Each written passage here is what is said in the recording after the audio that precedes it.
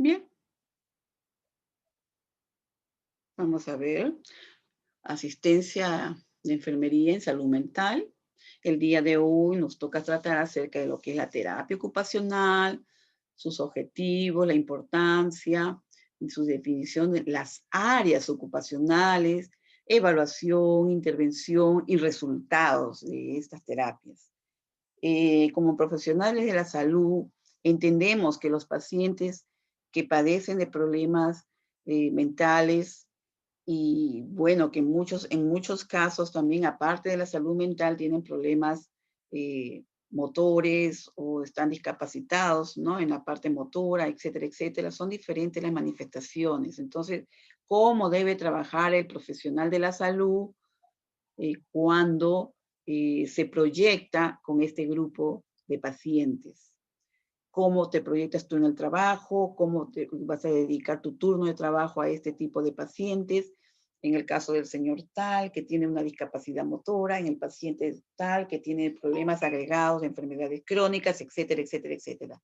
El profesional de la salud tiene que estar capacitado para poder responder a las necesidades de salud, de atención del paciente. Bien, entonces, esto es algo muy importante que debemos tener presente nosotros. Cada vez que entremos a nuestro servicio de trabajo, a nuestra área de trabajo, el profesional de la salud se ha preparado para trabajar en ese turno, sea de 12 horas, de 6 horas, etcétera, etcétera, en el cuidado de sus pacientes. Así es como uno se proyecta durante el tiempo de trabajo. Bien. Aquí, por ejemplo, vamos a ver, ¿no? ¿Qué es la terapia ocupacional? Que viene a ser, por ejemplo, un conjunto de técnicas, ¿no? Métodos, actuaciones a través de actividades aplicadas con fines terapéuticos y que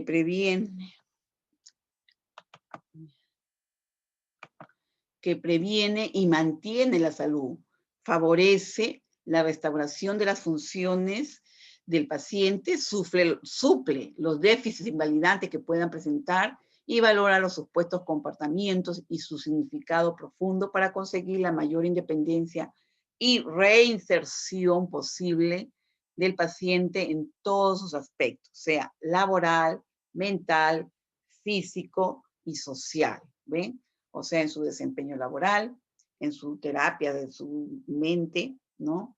Su salud física, su cuerpo y su interrelación en el campo social, ¿no? Cómo se interrelaciona con las demás personas. Entonces aquí tú como profesional de la salud en este campo te vas a proyectar de tal manera que eh, vas a brindar esa atención que necesitan estos pacientes. Bien. Planificación de las actividades de la vida diaria. Esto es muy importante. Las personas se realizan a través de todas sus ocupaciones en interacción constante con el ambiente donde trabajan, ¿no? Por ejemplo, ocupa su tiempo en actividades encaminadas a responder sus necesidades. El ser humano es un ser activo por naturaleza, eso nos conocemos, lo sabemos de siempre. El ser humano es una persona activa, cuando, lógicamente, dentro de sus capacidades, trabaja, estudia, se moviliza, en fin, todo lo que hacemos diario. Entonces, esta salud y esta ocupación están vinculadas, ¿no? Porque la pérdida de la salud disminuye la capacidad para comprometerse en la actividad cuando ocurre la presencia de la enfermedad. Entonces aquí eso es lo que tú tienes que tener presente. Aquí deberemos de adaptar la actividad teniendo en cuenta las características individuales de cada caso, ¿no? Sus motivaciones, gustos e intereses. O sea, tú tienes que saber en el caso de tus pacientes, qué tipo de necesidades o qué motivaciones puedes tener, porque el profesional tiene también mucha creatividad para poder ayudar a las personas, ¿no? Por ejemplo, las actividades de la vida diaria. Ustedes lo van a ver unas siglas que dice A, B, D, ¿ya? Entonces, en estas actividades de la vida diaria vienen a ser tareas, conductas que una persona realiza de forma diaria y que le permiten vivir, ¿no? De forma autónoma, integrada con su entorno, cumplir con su rol dentro de la sociedad, si por ejemplo es su trabajo o su estudio, eh, donde se desempeñe, ¿no? La persona, ¿no? Entonces, eh, porque todos tenemos un punto, un trabajo, un estudio, ¿no? Entonces, estos varían también entre, por ejemplo, vamos a ver las actividades que son fundamentales para la supervivencia. Por ejemplo, entre ellas tenemos la alimentación. Cuando se estudiaban las necesidades de las personas, ¿no? Las necesidades básicas, se ve que lógicamente para sobrevivir tenemos que estar alimentados. Si tú no te alimentas, te enferman. Entonces, ahí vienen problemas, lógicamente. Entonces, tienes que estar bien alimentado para poder trabajar, estudiar, etcétera, etcétera, etcétera, ¿no? Entonces, estas actividades relacionadas con el ocio, por ejemplo, ¿no? El relajo, el tiempo libre, el esparcimiento, y lógicamente que con el ámbito laboral, ¿no? Hay tareas complejas del autocuidado personal e independencia vital, por ejemplo, como comprar, cocinar o usar el teléfono. Aquí estamos hablando más que todo de personas que tienen ciertas discapacidades. Pueden ser discapacidades físicas, pueden ser discapacidades motoras, lógicamente, o discapacidades mentales. Entonces, de esa forma, eh, se puede, el profesional va a ayudar a estas personas que realizan las actividades de la vida diaria en grado, forma e importancia que varía de un individuo a otro, ¿no? Esas van a variar con gran influencia de su cultura, su comportamiento, sus actitudes. ¿Cómo planificar las actividades, no? Antes de planificar estas actividades que vamos a realizar con la persona que está dependiendo, ¿no? O sea, del paciente, definiremos y conoceremos las características de estas. Por ejemplo, vemos que hay tipos de actividades, ¿no? Tenemos las actividades básicas de la vida diaria, A, B, B, D, ¿no? Actividades instrumentales de la vida diaria, tenemos actividades avanzadas de la vida diaria, ahí están, ustedes están viendo las siglas, ¿no? Entonces, todo esto, este tipo de actividades, ¿por qué se afecta la realización de estas actividades? ¿Por qué, no? Porque cada ocupación pone en juego una serie de habilidades o destrezas humanas fundamentales que son necesarias para la realización de las diferentes actividades de la vida diaria. Entonces, tú como profesional, aquí lo que tienes que evaluar es qué tal tipo de discapacidad tiene tu paciente, ¿no? Aquí vas a ver, por ejemplo, la imposibilidad de llevarlas a cabo por uno mismo, o sea, estamos hablando del paciente, puede estar condicionado por un déficit cognitivo-conductual, o sea, de conocimiento, ¿no? Tanto por déficits motores, ¿se dan cuenta? O sea, que el paciente tiene discapacidades motoras. En este caso, ¿cómo te programas tú para poder ayudarlo? Eso es muy importante porque de eso se trata también la rehabilitación para que esta persona sea autónoma y no esté dependiendo de los demás, porque eso es lo más importante, que el profesional de la salud apoye al paciente de tal manera que este paciente se reinserce, ¿no? Favorecer su reinserción en el ámbito social, laboral, etcétera, que se sienta una persona útil, que se está desempeñando en su trabajo o en su estudio, según lo que él desempeñe. Estas dificultades para llevar a cabo las actividades de la vida diaria están directamente relacionadas con el grado de afectación de los componentes lógicos, si él tiene alguna discapacidad, ¿no? Por ejemplo, dice algunos de los déficits que podemos observar en las personas en situación de dependencia. A ver, podemos verlas a nivel cognitivo, ¿ve? Alteraciones en la memoria, procesos de atención, orientación en tiempo, espacio y persona. Ustedes saben que esa orientación es muy importante. Eso se refiere, por ejemplo, cuando la persona sabe dónde está en este momento. A ver, ¿dónde estoy yo? Yo estoy sentada explicando una clase. Ustedes están sentados escuchando una clase. Ven, sabes dónde estás. Estás en tu casa. En fin, estás ubicado en el tiempo, en el espacio y como persona, porque tú sabes quién eres, ¿ves? Entonces, todo eso es a nivel cognitivo, ¿ya? Y entonces, esa capacidad de aprendizaje, todas las secuencias de acciones, planificación, organización de tareas, cuando tú empiezas una tarea y la finalizas, ¿ves? Todo lo que abarca a nivel cognitivo, ¿no? Conocimientos. A nivel psicopatológico, aquí ya está entrando la parte, estás identificando la parte patológica, la enfermedad, ¿no? Ahí, por ejemplo, ¿cómo están emocionalmente? La habilidad significa que el paciente está muy susceptible, ¿no? Algo le está pasando, siente mucha apatía, impulsivo, de repente hay rigidez mental. A nivel motor, ¿cómo lo puedes tú observar? ¿Hay aumento o disminución del tono muscular? Pérdida de amplitud de movimiento, disminución de la fuerza, puede haber temblores, alteración de la sensibilidad, etcétera. Es lo que tú valoras porque tú estás viendo al paciente.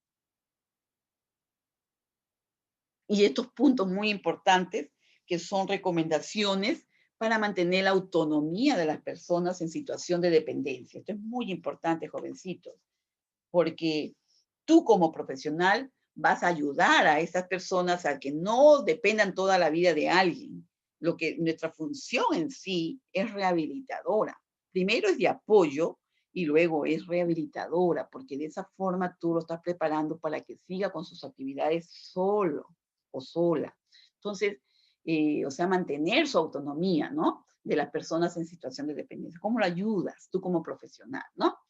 Por ejemplo, aquí eh, la persona, la persona debe ser estimulada para realizar sus actividades de la vida diaria de forma más independiente posible. Por ejemplo, ¿qué actividades? Como bañarse, ¿no? Como asearse, como vestirse, mantenerse limpio, bien arreglado, bien peinadito, presentable, ¿no? Cómo prepararse un desayuno, por ejemplo, alimentarse, son necesidades básicas de la vida. Eh, cómo prepararles un desayuno, que sepa solo prepararse ese desayuno. ¿Se dan cuenta? Esto es muy importante, ¿ya? También, por ejemplo, en el punto B, apoyar el nivel de ocupación de la persona teniendo en cuenta los problemas que aparecen en cada enfermedad y en cada fase de eso.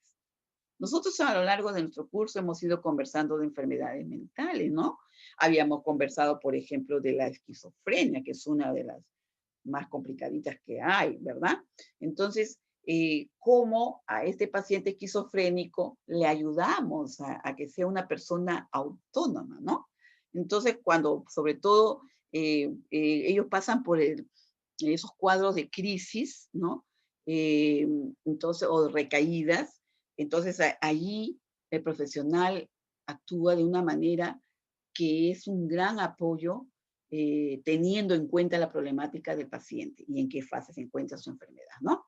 Mantener el funcionamiento ocupacional es la mejor arma contra la inactividad, el sedentarismo, los sentimientos de apatía, de alteración de conductas y desesperanzas que pueden sentir ellos, ¿no? Entonces, esto es muy importante que tú trabajes mucho esa parte de la parte psicológica. Y también continuar realizando actividades en la medida que sea posible. Todo esto va a contribuir, por ejemplo, a la orientación, establecimiento de rutinas, disminución de conductas disruptivas, fomentar el sentimiento de utilidad, conservar la identidad personal, es muy importante. Orientación. Por ejemplo, cuando el paciente se levanta, ¿no? Que no es, porque muchas veces por efectos de los psicóticos, antipsicóticos, se sienten un poco desorientados. Ustedes expliquen pacientemente, suavemente dónde se encuentra, conversen con él o ella, según sea su pacientito, explicarle dónde está, ¿no? Establecimiento de rutina. Bien, señor, señora, vamos a bañarnos, vamos a cambiarnos de ropa, tomar su desayuno, vamos a salir a dar una vueltita, a pasearnos, según como tú lo veas, ¿no? Por ejemplo, te van a llamar a cuidar en domicilio, ¿no? Un paciente así, tú tienes que tener también una rutina dentro de las actividades en el hogar del paciente. Entonces, entre ellas, la distracción, ¿no? Por ejemplo, salir a caminar un rato por la cuadra o por el parque y regresar. ¿ya? Eso es muy saludable. Por ejemplo, de repente leerle algo, un libro, una lectura, algo que lo distraiga, ¿no? O ponerle música bonita, algo. Usted tiene que tener muchas ayudas para esto, ¿no? Y sobre todo, trabajar en lo que es el sentimiento de utilidad, fomentarle esa sensación de que es útil, conservar su identidad personal. Por eso cuando ustedes salen con sus pacientes, se digan, señor, señora, señor Fernández o señora García, etcétera, etcétera, ¿no? Siempre manteniendo la identidad del paciente, ¿ya? Todo esto contribuye a mantener la independencia, ¿ves? A aumentar la calidad de vida de las personas en situación de dependencia y de sus cuidadores. Esto es muy importante, ¿ya? Aquí esto va a ayudar, todos estos puntos que hemos conversado, va a ayudar a que la persona en situación de dependencia y del cuidador, o sea, del personal de salud, a mantener, ¿no? Lo ayuda a mantener su independencia, ¿ya? Entonces esto es muy importante recordarlo.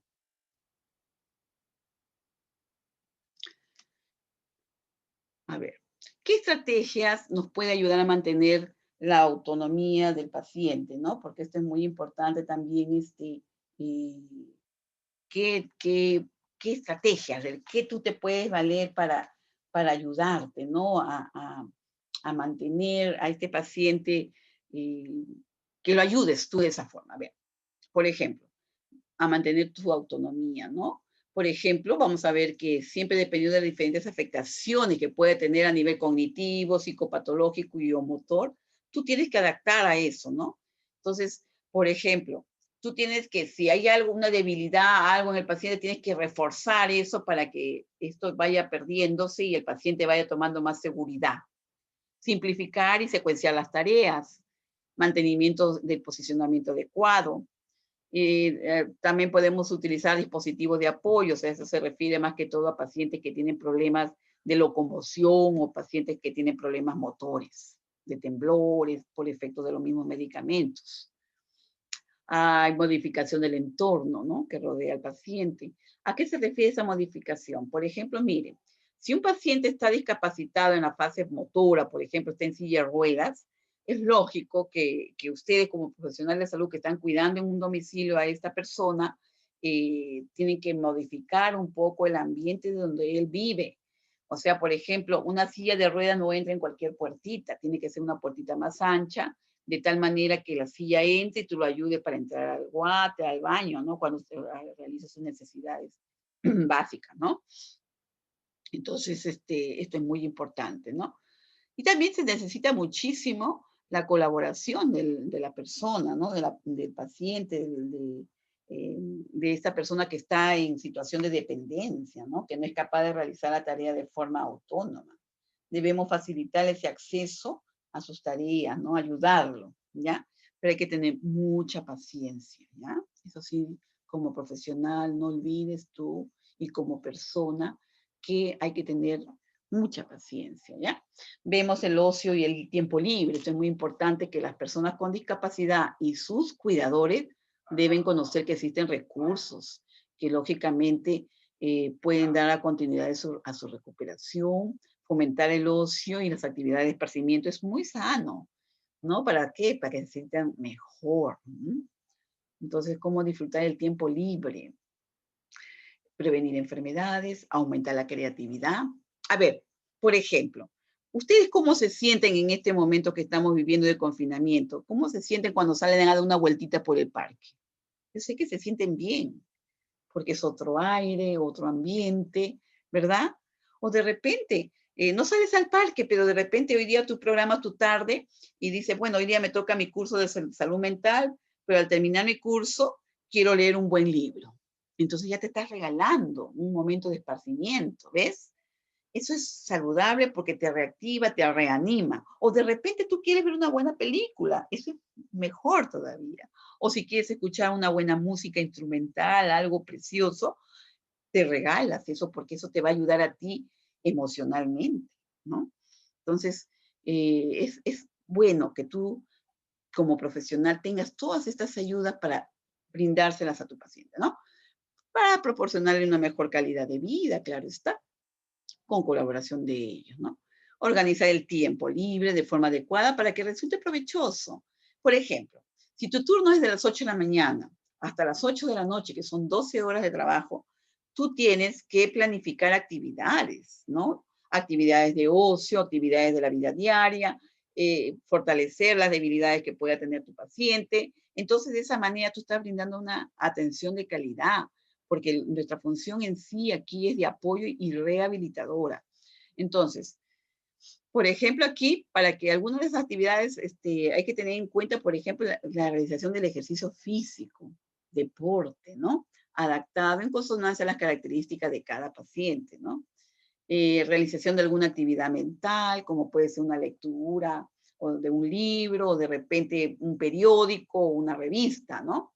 Por ejemplo, realizar crucigramas, porque hay gente que le encanta hacer crucigramas. Es como un vicio, les encanta. Eso es bonito, porque eso desarrolla mucho las facultades mentales. Yo se los recomiendo, es muy bueno, ¿ya? Sopa de letras, que es lo que le llamamos nosotros los pupiletras, que ayudan muchísimo y son muy entretenidos también, ¿bien? Todas estas actividades mentales ayudan que al menos nuestro cerebro esté trabajando, ¿no? Que esté activo. Bien, también puede brindarle que acudir a talleres, ¿no? Que organicen en la comunidad, de repente un taller de pintura, un taller de teatro, de manualidades, puede haber de música, de fotografía, etcétera, etcétera.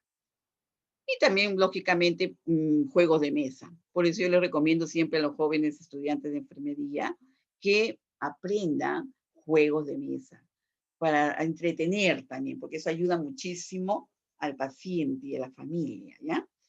Juegos de mesa, por ejemplo, jugar este ajedrez, es maravilloso el ajedrez. Jugar, por ejemplo, también compartir esos juegos de cartas, ¿no? Hay unas bien curiosas, hay un juego bien interesante. Bien, también hay otras recomendaciones, ¿no? Para los cuidadores, porque también tú como cuidador también te agotas, ¿ya?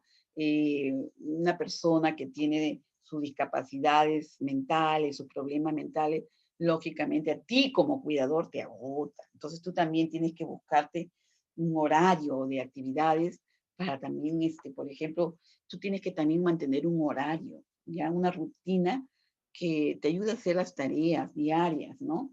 Mantener la regularidad del ciclo, tu sueño y tu vigilia. Esto es muy importante, que tú como profesional que cuidas, tienes que dormir tus horas indicadas, ¿ya? Eso es muy importante, tus horas de sueño y vigilia.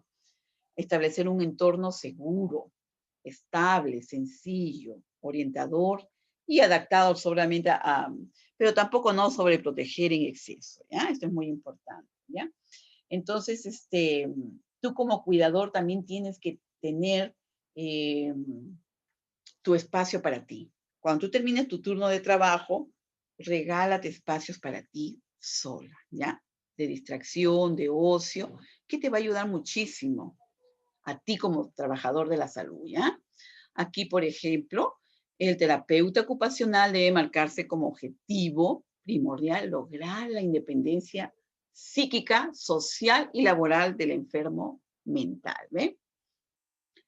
Mantener la independencia, ¿no? En las actividades de la vida diaria, en el caso de que no hayan sido perdidas por la enfermedad mental, eso es muy importante, ¿no? O rehabilitarlas en el caso de que haya deterioro de las mismas, eso es muy importante. Se entrenará al enfermo a tener su esfuerzo laboral, ¿no? Se reintegrará a su ambiente familiar en este caso, ¿no? Que se interrelacionen bien adecuadamente. A no prolongar la estancia del paciente más de lo necesario, eso es muy importante, es indispensable que el enfermo colabore, ¿ya? Que nos ayude y también involucremos a la familia, como siempre se los digo. Siempre se trabajará con un potencial rehabilitador o de la capacidad residual del enfermo. El terapeuta debe reconocer esto, ¿no? Entonces, para exigir lo justo en el tratamiento. Aquí vamos a ver que el tratamiento del enfermo mental siempre va a tener que ser orientado a la integración del individuo a un grupo. En este caso, estamos trabajando con un paciente en domicilio, reintegrémoslos al grupo, que es la familia. ¿Mm?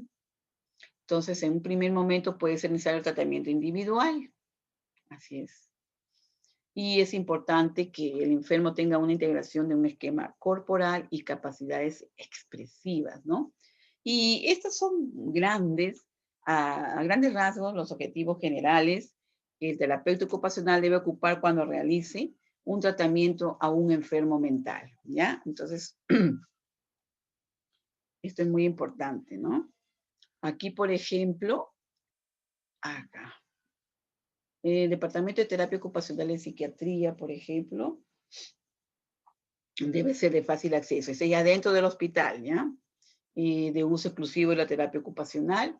Escúchenme, miren. Cuando un paciente se encuentra dentro del área de salud mental en un hospital o clínica o en un hospital especializado en salud mental, entonces estos hospitales tienen sus espacios ya especificados, ¿no? Para tal o cual actividad. Por ejemplo, estos hospitales tienen trabajadores que se les llaman terapeutas ocupacionales, o sea, son personas especializadas, ¿ya? Entonces, eso estábamos hablando en el ambiente o en el ámbito de un hospital en la cual se trata a este tipo de pacientes. O sea, hay personas especializadas. Por ejemplo, ustedes como técnicos de enfermería, ustedes entran a laborar, por ejemplo, en un hospital de salud mental, lógicamente los van a capacitar para poder atender a estas personas.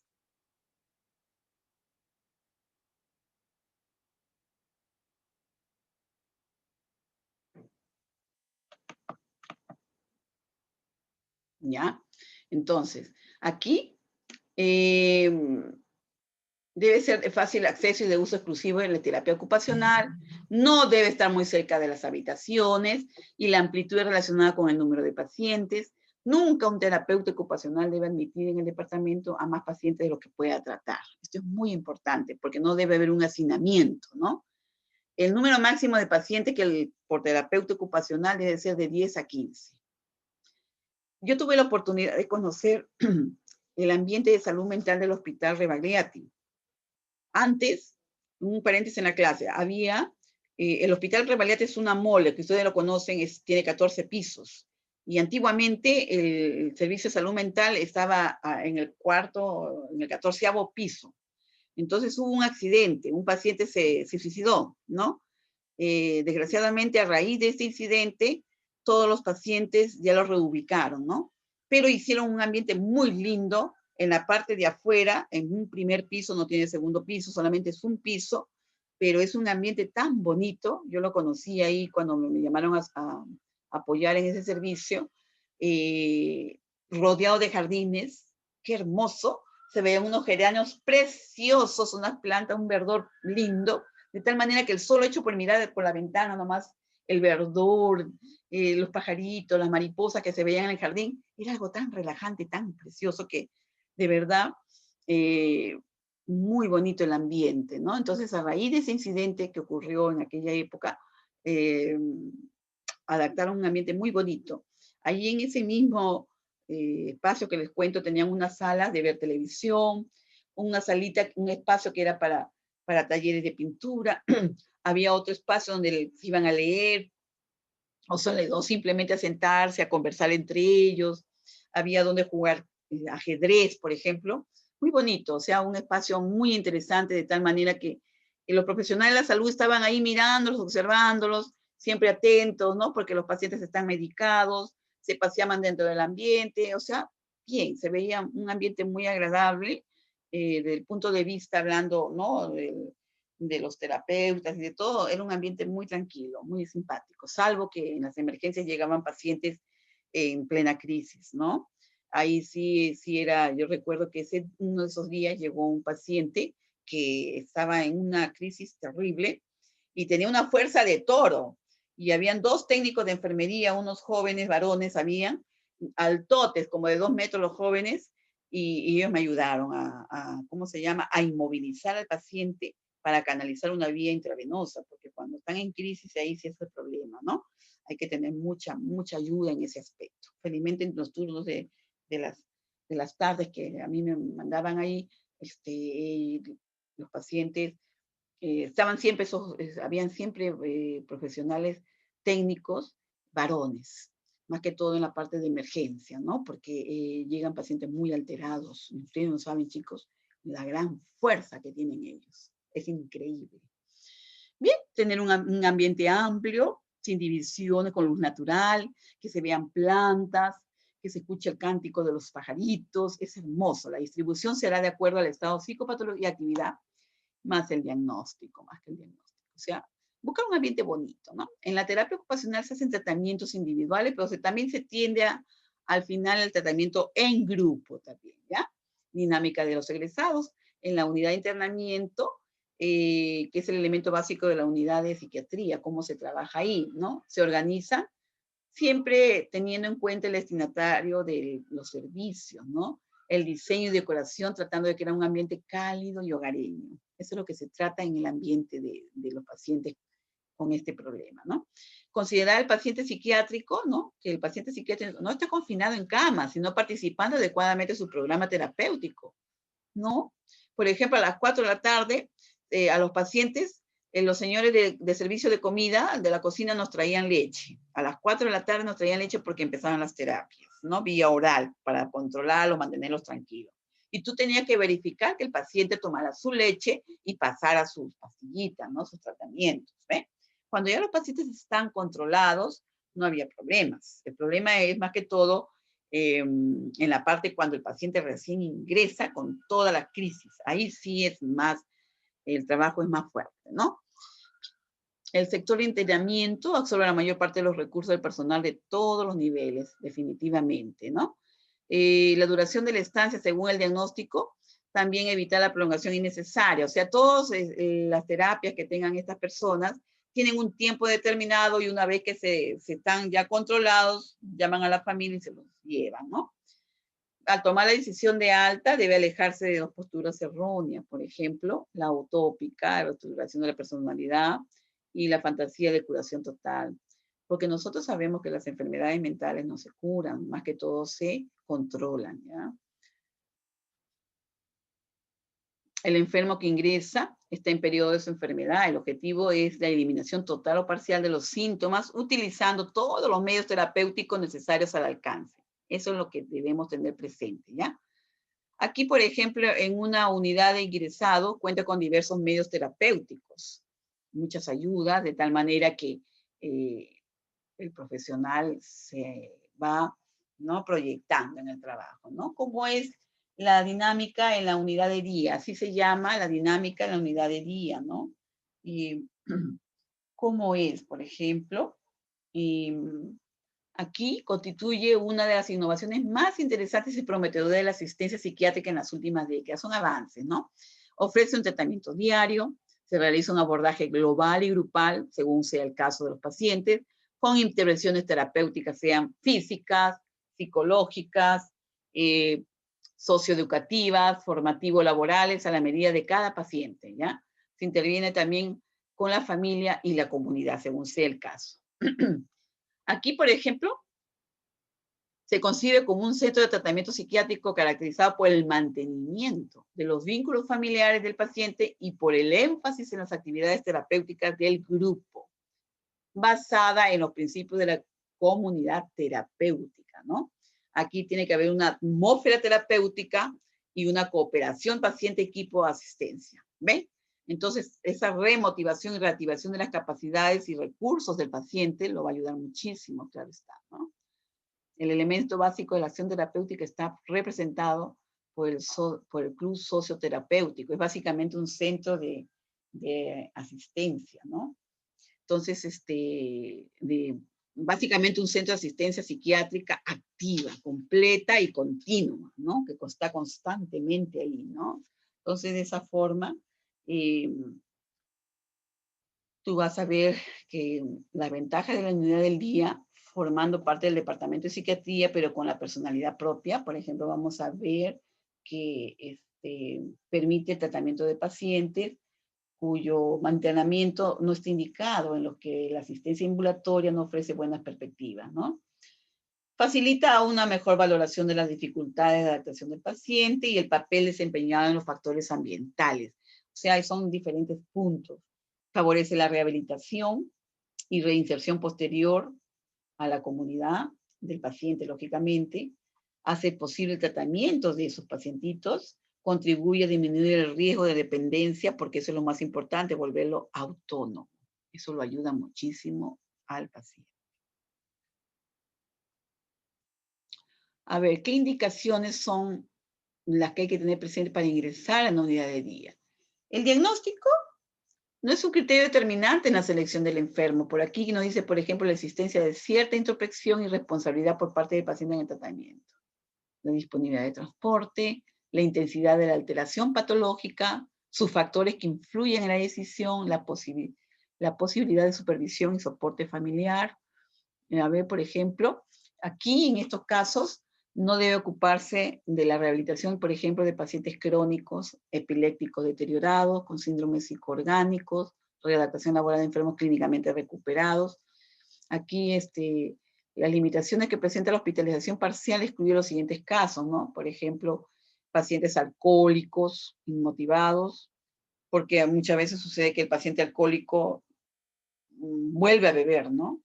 Paciente que carece de familia o soporte familiar adecuado, un toxicómano, ¿no? Paciente agitado, alterado, paciente con riesgos suicidas, delirante agudo. A esas limitaciones que presenta la hospitalización parcial excluyen los siguientes casos, ¿no? El psicópata con graves reacciones antisociales. Esos son los casos que generalmente ¿no? Se necesitan, digamos, para controlar, ¿no? Y brindar la atención en este tipo de pacientes, porque cuando ya los pacientes están estables, lógicamente ya es más llevarero eso en el hogar, por ejemplo, ¿no? Las terapias. La unidad de día puede ofrecer mejores condiciones en los siguientes casos. Psicóticos.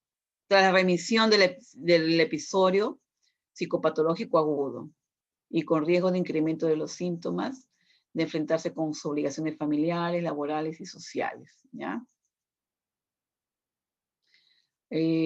Pacientes con reacciones emotivas graves y trastornos caracterológicos tras el fracaso de un tratamiento ambulatorio. Esto da la oportunidad de establecer relaciones interpersonales múltiples. Ellas pueden ser observadas, analizadas y constituir un material básico de tratamiento, ¿ya? O sea, eso lo ayuda mucho. El ingreso es de la sala de internamiento o de la consulta externa, aunque también pueden ser derivados de otros centros asistenciales. Recuérdense cuando ustedes llevaban fundamentos, se hablaba de los tipos de ingresos que tenía un paciente, ¿no? Un paciente puede ingresar por emergencia, un paciente puede ingresar por consultorio o también traslados externos, ¿no? Según, si tu hospital es de la especialidad, lógicamente va a terminar ahí porque necesitan de que los especialistas en ese campo lo traten al paciente. Un programa terapéutico es el principal activo de carácter multidimensional dentro de una atmósfera de comunidad terapéutica, junto a la terapia biológica, farmacológica y la terapia ocupacional, ¿ven? Para ayudar, por ejemplo, las psicoterapias de apoyo de grupo, de familias y redes sociales. Va a ayudar muchísimo. Esta organización tiene un carácter eminentemente social, una condición necesaria para la creación de una transferencia positiva, ¿ya? Este grupo de asistencia está formado por lo general por psiquiatras, terapeutas ocupacionales, asistentes sociales, ¿no? Auxiliares de clínica, etc.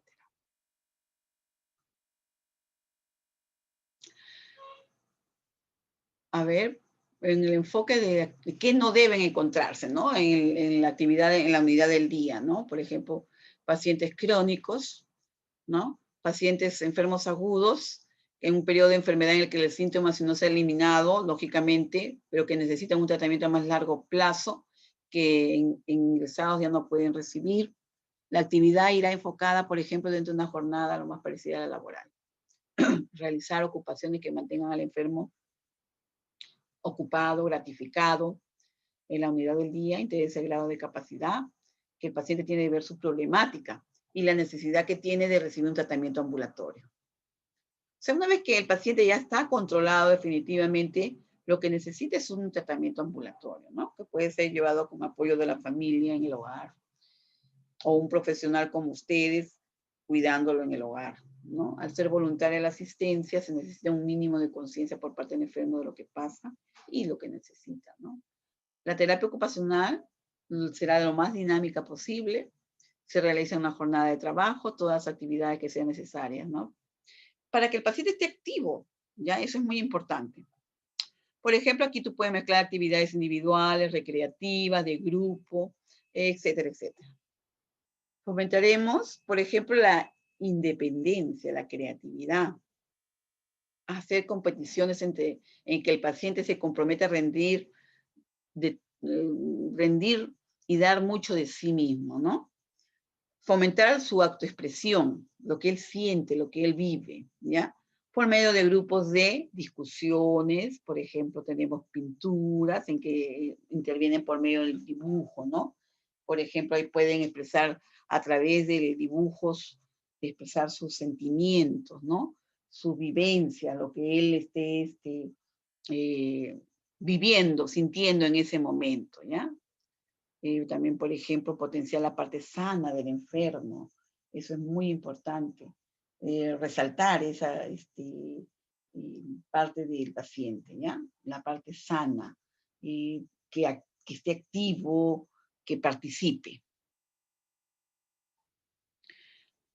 Y, por ejemplo, muchas veces pacientes que tienen secuelas de ciertas enfermedades, ¿no? Porque han quedado secuelas, entonces ayudarlo a que esas secuelas vayan disminuyendo en lo posible de sus capacidades. Utilizar su parte sana para intentar una resocialización, ¿ya? O sea, que se reinserte, ¿no? En el aspecto social, que se interrelacione con los demás. Esto es muy importante, ¿ya?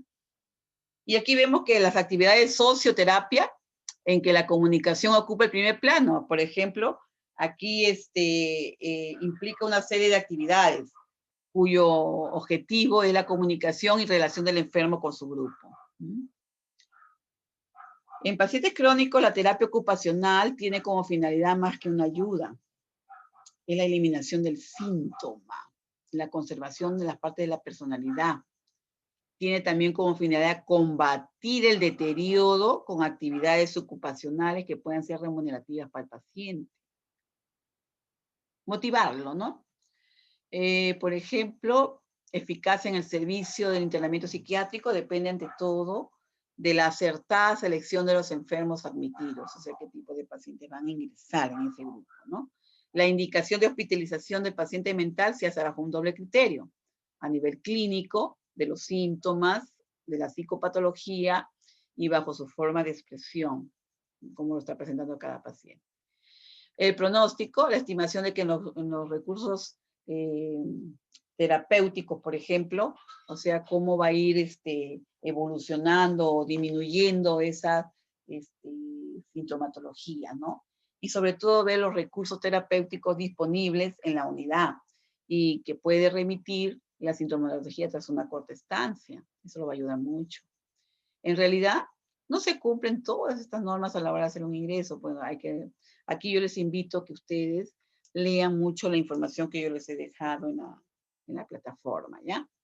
Aquí vemos, por ejemplo, importancia de la comunicación en el paciente psiquiátrico. Esto es muy importante que es una forma como tú te comunicas con el paciente, ¿ya? Esta comunicación suele definirse como el proceso a través del cual se unen las partes discontinuas entre sí del mundo viviente. Una señal es un impulso en tránsito, si es capaz de actuar sobre determinadas estructuras del receptor, genera una respuesta. Ustedes saben que para que haya una buena comunicación, ¿no? Tiene que haber un mensaje o sea, tú tienes que haber un emisor, ¿no? Un mensaje, ¿verdad? Y quién lo recibe, ¿no? Un receptor. Entonces esa es la forma correcta como tú puedes llevar un mensaje y puede ser escuchado. Entonces la forma. Características, aquí la comunicación se basa en dos sistemas diferentes. Vemos, por ejemplo, la comunicación digital, que es lo verbal puro. La comunicación analógica es todo lo que no es comunicación verbal. Cualquier otra manifestación no verbal que el organismo sea capaz de generar. Lo analógico define una relación, ejemplo, un tono de voz, ¿no? Un gesto. Es lo que llamamos nosotros el lenguaje corporal. El lenguaje corporal, nuestra comunicación es el 70%, imagínense. Entonces hay que tener mucho cuidado, a veces cuando las personas hacen muecas, ¿no? Con la cara, con la boca, así de desagrado, cosas así, de incomodidad, hay que tener mucho cuidado, porque en sí la comunicación de nosotros está el 70% conformada por comunicación, ¿no? Corporal, digamos, ¿no? Entonces el lenguaje corporal hay que tenerlo presente, ¿ya? Esas muecas, esos gestos, cargan el significado del contenido de la comunicación. Hay que tener mucho cuidado, ¿ya? Lo analógico es previo a la palabra, por ejemplo, tiene sus raíces en periodos más arcaicos de la evolución y encierra una validez más general que la comunicación verbal. Ahí se refiere, por ejemplo, como le estoy explicando, ¿no? De los movimientos, al tono de tu voz, cómo lo dices. A ver, señor García, así como mandando, que estás así imperativa, molesta, así, ¿no? O, señor García, ¿qué sucede? ¿Qué le incomoda? ¿Qué es lo que está pasando? Son diferentes formas, o sea, cómo lo dices, ¿no? Entonces, cómo llevas ese mensaje, esto es muy importante. Porque también son vivencias que nosotros tenemos en la vida diaria, en la comunicación con nuestros seres queridos, cómo lo dices, tu tono de voz, cómo es, ¿no? Entonces, esto hay que tenerlo presente.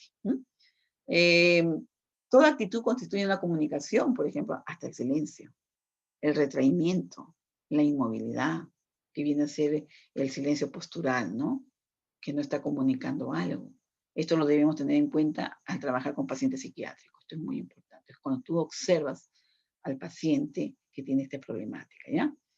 Aquí, por ejemplo, la comunicación implica un compromiso, ¿ya? La comunicación implica un compromiso y por lo tanto define la relación porque un lado se transmite información y por otro impone conductas. ¿Ya? Eso es muy importante tenerlo presente. ¿Ya? ¿Cómo se comunica el paciente mental? Ahí está. ¿Cómo se comunica? El enfermo mental se está comunicando continuamente. ¿Ya? Aquí todo el tiempo. Cada uno de sus síntomas nos está transmitiendo una señal que nos informa y compromete a dar una respuesta. Ante el paciente debemos observar cómo se comunica, perdón, cómo se comunican en forma analógica y digitalmente. O sea, más que todo, gestos, ¿no? Movimientos. O sea, eso es lo que tú tienes que entender, saber interpretar, ¿ya?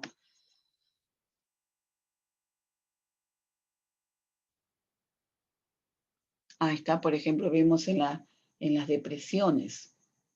En las depresiones, por ejemplo, la comunicación en general está inhibida, ¿no? Digitalmente le cuesta hablar e incluso puede dejar de hacerlo por completo. Lo que analógicamente nos está comunicando es importantísimo. Expresión facial, por ejemplo, el rictus de la boca, ¿ya? ¿Cómo nos los está diciendo? Por ejemplo, también la tristeza de su mirada, el silencio postural, cómo se siente. En cambio, en un paciente eufórico, tú vas a ver que la comunicación está alterada, los síntomas son contrarios a los depresivos, existe una desinhibición, afecta por completo su comunicación, es otra manera de aislarse socialmente. Analógicamente podemos observar la alegría que sienten por su forma de vestir y su tono de voz alto, o a veces irritable, incluso a veces agresivo. Entonces, esto hay que tenerlo presente. La remisión de estos signos van cediendo gradualmente y nos va a ir expresando la vuelta progresiva a la normalidad, hasta que de igual manera que con los depresivos podamos entablar una comunicación completa y normal. En los pacientes neuróticos suele ocurrir que lo que nos comunica analógicamente se contradice con lo que nos dice, ¿no? En el caso de los pacientes esquizofrénicos, por ejemplo, piensa y razona, ¿no? Por ejemplo, la comunicación está virtualmente alterada, a lo mejor se comunica únicamente a través de su delirio y en la mayoría de casos carece de significado para los demás. Pero como profesional que te especializaste en este campo de la salud mental, tú vas a ir entendiendo, comprendiendo estos cambios. Vas a ir conociendo a las personas, ¿no? Vive en un mundo creado con su delirio. Por ejemplo, en la mayoría de casos carece de significado para las demás personas. Vive en un mundo creado en su delirio, una interrupción de todos sus canales de comunicación, con la consiguiente fractura de sus relaciones sociolaborales. El esquizofrénico piensa y razona en sus propios términos según su lógica, ¿ya? Según su lógica. Entonces, eso es muy importante tenerlo presente. Y aquí sabemos que el lenguaje es un medio de autoexpresión que de comunicación presenta alteración en el área de la conducta, con tantas alteraciones de la comunicación en el esquizofrénico, las relaciones interpersonales están disminuidas, bloqueadas o alteradas. ¿Mm? Hay empobrecimiento afectivo, resultando a veces materialmente imposible su resocialización en ciertos casos, cuando este problema es muy agudo. A ver, el equipo terapéutico en un servicio de psiquiatría, lógicamente es muy necesario la existencia de una coordinación entre todas las personas que componen ese equipo de salud. Si se tiene, perdón, diferente función e información para un mismo objetivo, la recuperación del paciente va a ser, lógicamente, lo más efectiva posible y pronta, ¿no? No podremos conocer y comprender en toda su amplitud la función de cada profesional del equipo, su actuación y repercusión, si lo vemos por separado. Por eso es que se dice que se tiene que trabajar en equipo para que se vean los resultados, ¿no? Y este vehículo se mantiene unido que mantiene unido al equipo es la continuidad con la comunicación. La actuación del equipo terapéutico repercute en el paciente. Por eso, cuando nosotros entregamos los turnos de trabajo de un profesional a otro, tú le estás entregando lo que ocurrió en tu día y el otro paciente, el profesional que se queda toda la noche, al que viene en la mañana, le entrega el turno de todo lo que ocurrió en la noche. Entonces, eso es trabajar en equipo, porque se sigue la secuencia de todas las terapias y los cuidados que se están brindando, ¿no? El que todo el equipo tenga una misma línea de conducta ante el paciente psiquiátrico, esto es muy importante porque la psiquiatría es una especialidad, ¿no? Cuyo, o sea, trabajo consiste en brindarlo a personas que muchas veces son muy difíciles de llevar, de apoyar, ¿no? Muchas veces. Entonces, por eso tú te tienes que especializar en este campo para tratar de entender y aplicar adecuadamente tus técnicas de trabajo. La forma en que la enfermedad actúa sobre el individuo, ¿no? Por ejemplo, aquí vemos que el trastorno mental actúa sobre la personalidad y carácter de cada uno, por lo cual varía en mayor o menor grado su conducta. Afecta sus áreas familiar, social y laboral, definitivamente, ¿no? Entonces aquí se hace necesaria una misma actuación por parte de todos como va a ser una posible recuperación del enfermo. ¿Mm? En la valoración del estado del paciente y en la toma de decisión interviene todo el equipo asistencial. Igual pasa con la fecha de alta o permisos, ¿ya? Y aquí, pues, bueno, vemos que para una explicación práctica, ¿no? Lean el ejemplo de...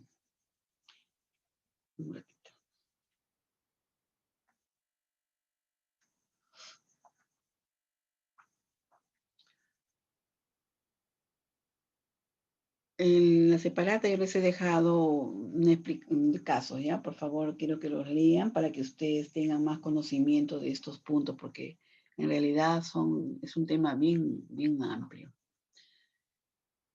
Por ejemplo, en la función del terapeuta ocupacional dentro del equipo terapéutico, aplicar el tratamiento de la terapia ocupacional, ahí lo van a repasar ustedes también en la información que lo tengo, ¿ya?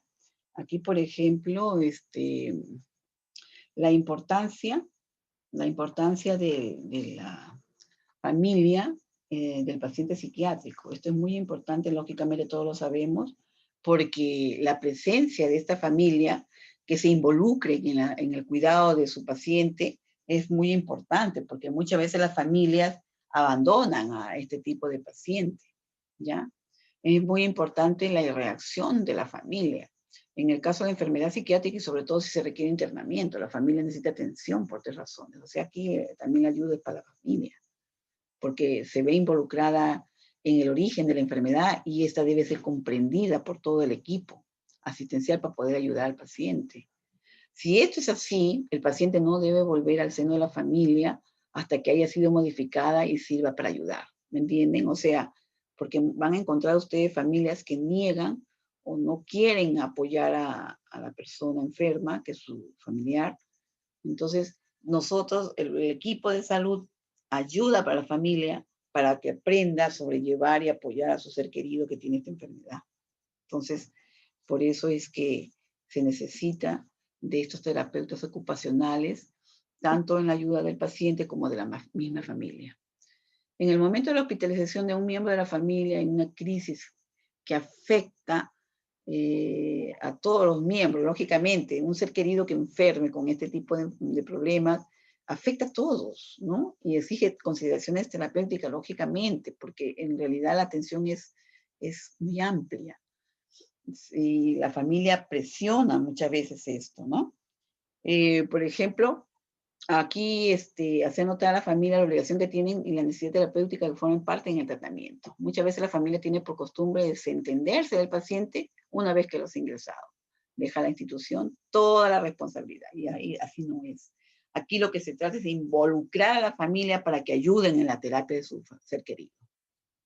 Se ven familias que, en muchas familias supone un alivio en el momento en que se hace necesario internar al paciente. Qué terrible, ¿no? Porque, o sea, ven al paciente como una carga, ¿ya? Entonces, para ellos es un alivio que se quede en el hospital. Por eso hasta ellos muchas veces los abandonan en los hospitales. Años. En el Hospital Arco Herrera hay pacientes que están años ahí, olvidados. Pueden evitarse muchos ingresos si se prepara la familia para afrontar o intervenir en los primeros momentos de la enfermedad. Eso es muy importante, por eso educar a la familia, sin esperar a que el grado de psicopatología se haga evidente y que es irremediable el ingreso, ¿ven? O sea, esto es muy importante para enseñar a la familia cuando ya la persona puede estar cayendo en este cuadro y evitar que termine en una hospitalización, ¿ven? La parte preventiva. Enseñarles a ellos para que ellos consigan rápidamente la ayuda profesional, ¿ven? Para evitar que se termine hospitalizado. Eso es importante. Ocurre por lo general que la familia es la familia la que impone la etiqueta del enfermo mental al paciente, en este caso la familia protege al enfermo demasiado, no dejando realizarse adecuadamente. O sea, la familia más que todo discapacita al paciente en vez de apoyarlo en su autonomía.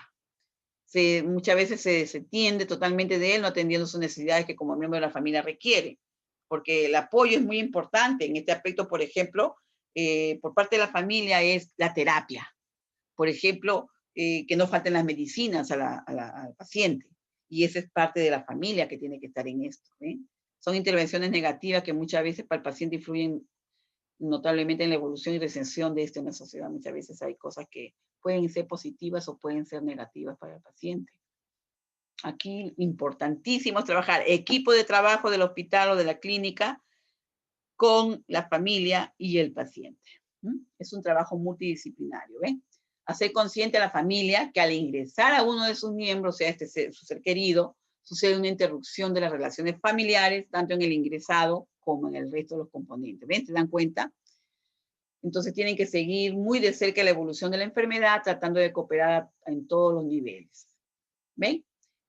Una vez dado del alta, mantengan una actitud sana hacia el miembro de la familia enfermo, enseñarle, ayudarlo, ¿no?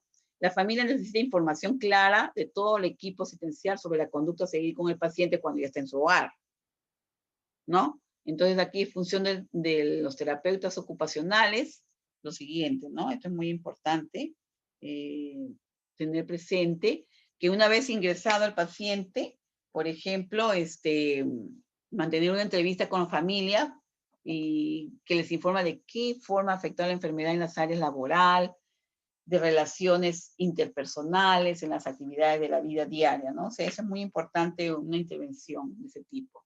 Averiguar durante la evolución de la enfermedad cómo ha respondido en los permisos de fin de semana que se le han concedido, si le notan más activo, más comunicativo, si comienza a valerse por sí solo y qué actividades ha realizado.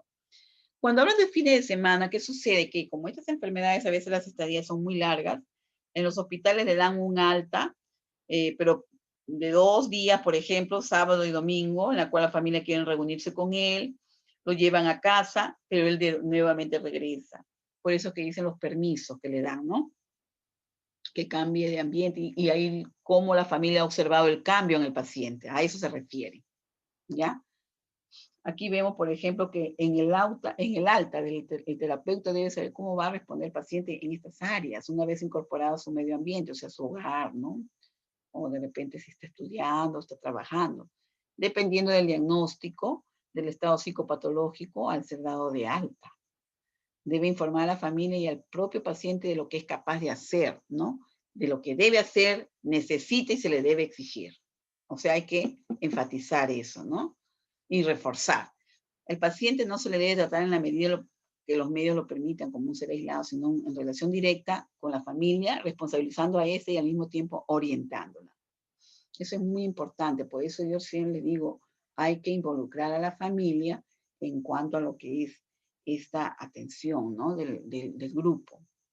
Bien, aquí por ejemplo vemos que para que la relación del terapeuta ocupacional, ¿no? Vemos que el paciente sea positivo, ¿no? Que esta relación del terapeuta ocupacional dentro del equipo terapéutico sea positiva, ¿no? Durante la estancia de esta tengan en el hospital un primer contacto que se mantenga y la forma en que sea introducido en el departamento hay pautas que tienen mucha importancia, ¿no?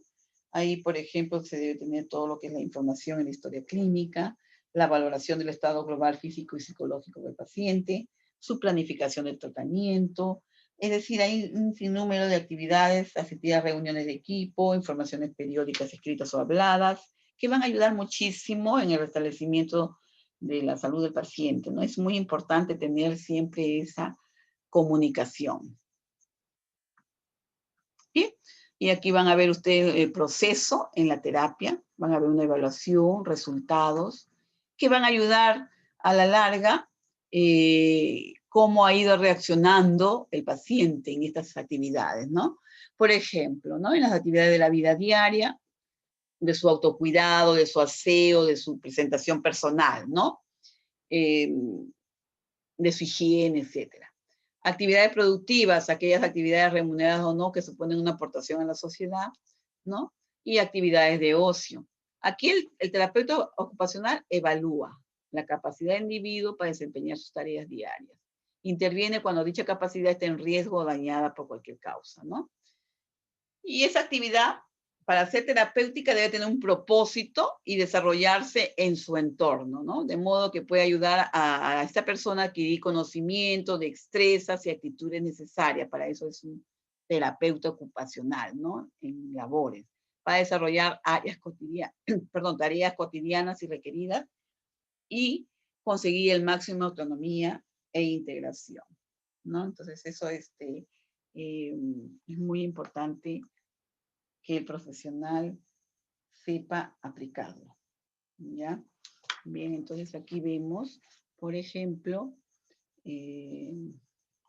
aquí, el primer contacto que el paciente o la familia suele realizarse a través del personal es a nivel administrativo. La primera cita con un técnico, lo que llamamos acogida, cómo lo reciben, puede ser realizada por un profesional perteneciente a cualquiera de las áreas, puede ser sanitaria, social, psicológica, ¿quién lo va a recibir, no? Si es el terapeuta ocupacional el que realiza la entrevista, se ve pues en el equipo, ¿no? Y lograr un plan de tratamiento, ¿no? Una valoración interdisciplinaria, que eso es muy importante, supone contemplar aspectos biológicos, psicológicos, sociales, ocupacionales del paciente, para establecer en base a ellos un plan de intervención integral. Aquí vemos que el terapeuta ocupacional complementa la historia ocupacional en los siguientes aspectos. Por ejemplo, hábitos y rutinas cotidianas. Por ejemplo, vamos a ver en las actividades de la vida diaria, actividades básicas de la vida diaria, A, B, B, D, y A y B, D es actividades instrumentales de la vida diaria y avanzadas, actividades avanzadas de la vida diaria. Los roles ocupacionales en el ámbito familiar, social, formativo, laboral, nivelación de adecuación en los proyectos de tipo actividades de ocio saludable, o por la que manifiesta interés y grado de satisfacción que experimenta el paciente, su capacidad de desempeño, de destrezas sensorio-motoras, cognitivas, ¿no? De comunicación, y el entorno, factores ocupacionales de riesgo, de repente protección presente en los entornos físico, social, familiar y de tiempo libre. Aquí el terapeuta ocupacional utiliza escalas estándar, el estudio y diagnóstico de esto incluirá, por ejemplo, información acerca de los aspectos mencionados, o sea, cómo ha ido el paciente, cómo está, cómo lo encuentras, cómo lo recibes en cuanto a lo que son sus capacidades, ¿no? Explorará también la evolución del paciente, cómo está. Estos objetivos se irán revisando periódicamente, ¿no? En el proceso dinámico que permitirá disponer de una información actualizada del desempeño ocupacional del paciente. O sea, cómo está su preparación, su desempeño, ¿no? Y bueno, vamos a ver, por ejemplo, que aquí, en el programa personalizado de intervención PPI, un modelo de atención integral, señala dimensiones que debemos tener en cuenta, ¿no? Por ejemplo, en la evaluación y posterior tratamiento de los pacientes, y también en el caso de pacientes drogodependientes. Estas dimensiones o ejes son la salud y autocuidados, ¿no? Las psicopatologías, por ejemplo, vamos a tener presente consumo de sustancias, ¿no? A nivel familiar, la dimensión socio-relacional, también la dimensión formativo-laboral, también la de ocio, ¿no? O sea, esos son los ejes y dimensiones que tú debes tener presente, partiendo de la dirección que marcan los objetivos en cada una de esas dimensiones. Por ejemplo, aquí tú tienes que, en este instrumento se ha puesto una serie de indicadores que van a ayudar en la evaluación multidimensional, ¿no? De este programa personalizado y que permiten conocer la situación del paciente, fijar objetivos, realizar un seguimiento del mismo y el cumplimiento de ese instrumento corresponde al equipo interdisciplinario de salud. Aunque también existen ciertos indicadores en las diferentes disciplinas profesionales, ¿no? Por ejemplo, tenemos también indicadores generales, ¿no? Que nos van a ayudar a ver cómo va evolucionando o cómo lo está recibiendo según sea el caso, ¿no? Del paciente. Y su cumplimiento corresponde al profesional de referencia y cuál sea su profesión. A la aportación más específica del área ocupacional se refleja en los indicadores correspondientes a los ejes social, relacional, formativo, laboral y de ocio, ¿eh? Y el de menor medida es en el familiar, psicopatología, salud, autocuidados y consumo de sustancias. O sea, más que todo están dándole un énfasis en lo que es lo social, lo trabajo laboral, ¿no? Ver sus relaciones y vínculos sociales fuera del ámbito de consumo, si es un paciente drogadicto. Habilidades sociales, ¿no? Resolución de conflictos. Utilización de recursos comunitarios normalizados, grado de autonomía que tengan el núcleo de convivencia, puede ser económico y funcional, inquietudes e intereses formativos laborales, nivel de ajuste, ¿no? En formativos laborales, etc. Destreza para el desempeño laboral, actividad laboral y grado de satisfacción con la misma, cómo se siente el paciente, ¿no? Cómo se defiende en eso. Diversificación de intereses de ocio saludable, actividades de ocio y gestión de tiempo libre, ayudarlo a controlar ese tiempo, destrezas físicas, cognitivas y afectivos sociales, ¿no? Para esas actividades de ocio.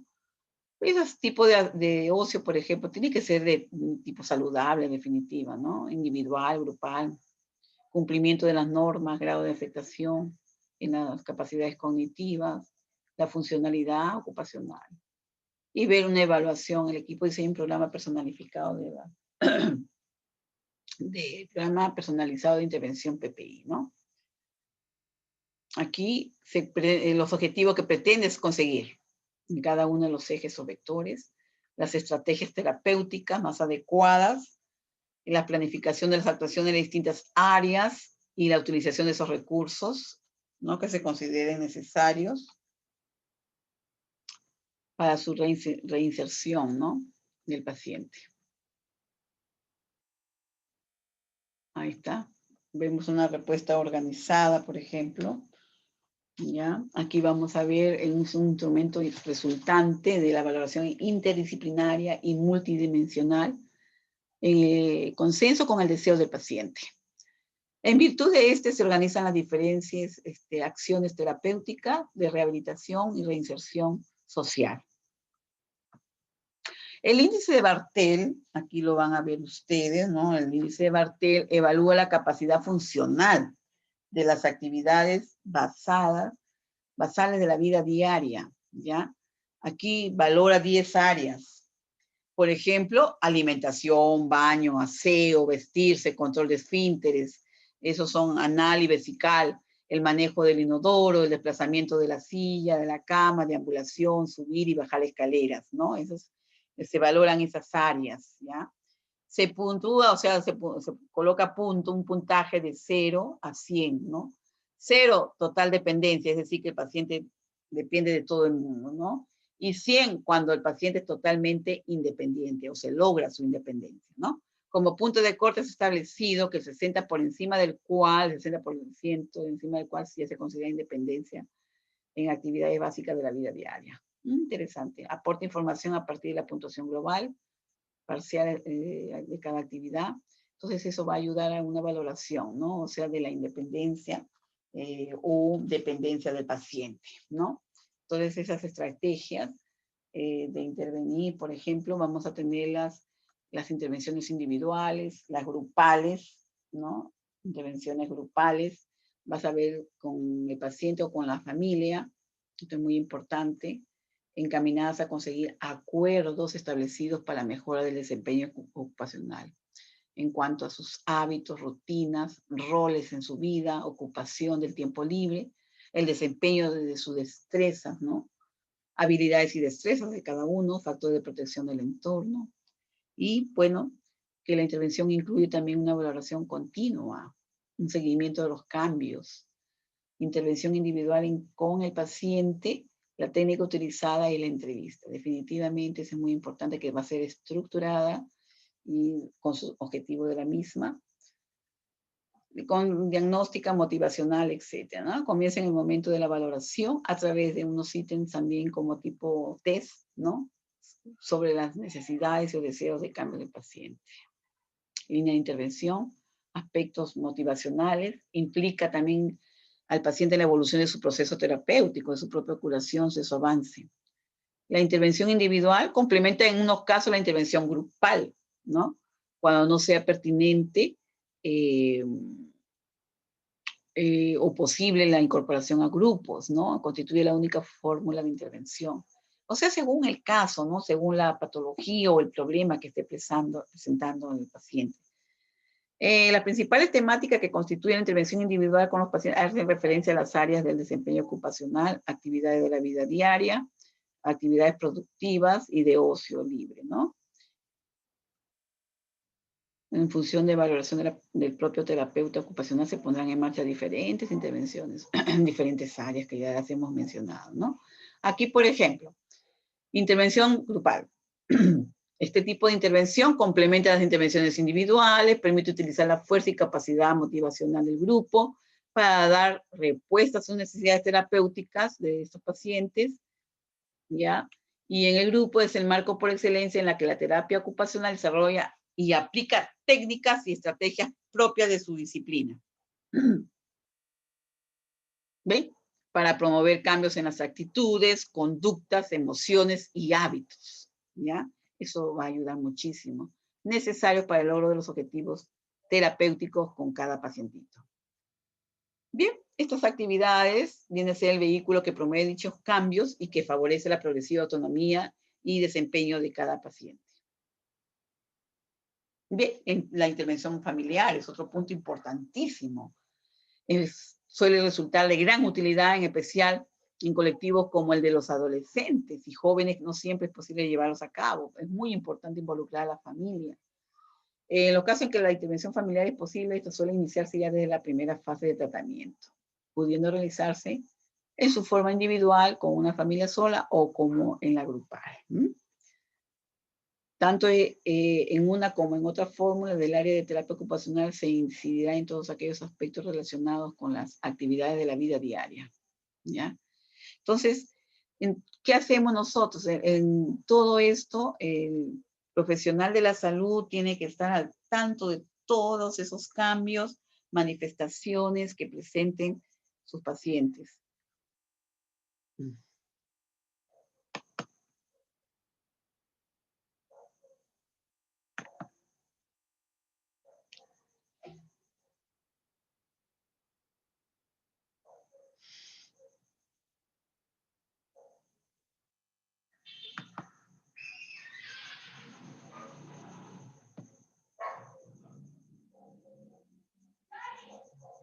Bien. Bien jóvenes. Bien.